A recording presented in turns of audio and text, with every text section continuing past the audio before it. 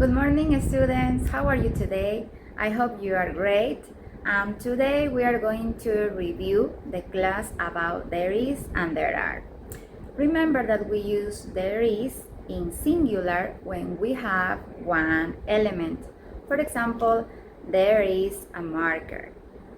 And we use there are in plural when we have two or three or four or more elements.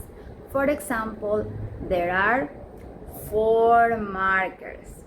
Okay, so please you have to do the activity in the link below.